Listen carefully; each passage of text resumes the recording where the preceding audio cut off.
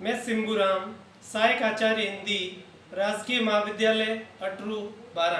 प्रिय विद्यार्थियों, इस वीडियो में हम आदिकालीन लौकिक काव्य व गद्य काव्य का अध्ययन करेंगे। सर्वप्रथम आदिकाल में रचित लौकिक काव्य, जिसमें पहला कवि कल्लोल या कुशललाभ द्वारा रचित डोला मारूरा दोहा।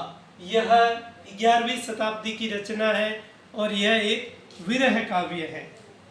श्रृंगार प्रधान लोक काव्य, जिसमें ढोला नामक राजकुमार अपनी राजकुमारी कुंगल की मारवणी या मारू नामक राजकुमारी की प्रेम कथा का वर्णन है।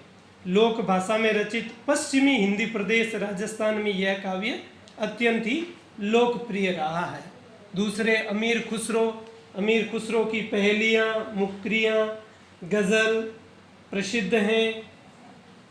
अमीर खुसरो को हिंद का तोता या भी कहा जाता है। भाषा के अर्थ में सर्वप्रथम हिंदी और हिंदवी शब्दों का प्रयोग अमीर खुसरो ने किया। प्रश्न पूछा जाता है कि भाषा के अर्थ में सर्वप्रथम हिंदी और हिंदवी शब्द का प्रयोग किसने किया, तो उत्तर होगा अमीर खुसरो। आदिकाल में खड़ी बोली में रचना करने वाले प्रथम कवि हैं अमीर खुसरो, अर्थात अमीर खुसरो खड़ी बोली हिंदी के प्रथम कवि हैं। यह प्रश्न भी पूछा जाता है।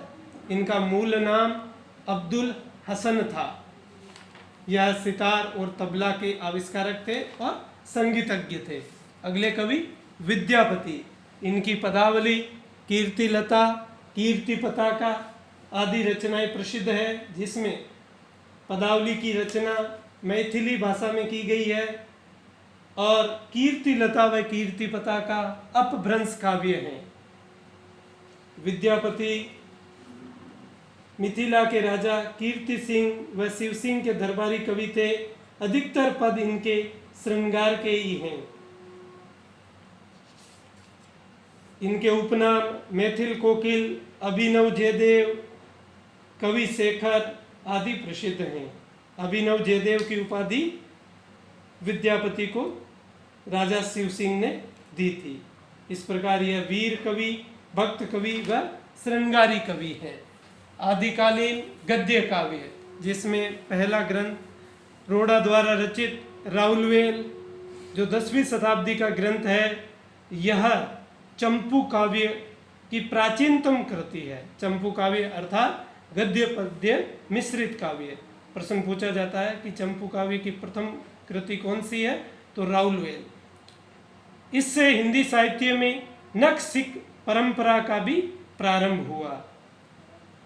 शिलाओं पर लिखा गया यह प्रथम ग्रंथ है। इसकी भाषा मूलतः राजस्थानी है। अगले कवि ज्योतिरीश्वर ठाकुर। इन्होंने वर्ण रत्नाकर नामक एक शब्दकोश की रचना की, जिसकी भाषा मैथिली है। अगले कवि दामोदर शर्मा। इन्होंने उक्ति व्यक्ति प्रकरण नामक ग्रंथ की रचना की, जिसकी भाषा अपभ्रंश है। इस प्रकार आदिकाल में लौकिक साहित्य व गद्य साहित्य भी लिखा गया। धन्यवाद।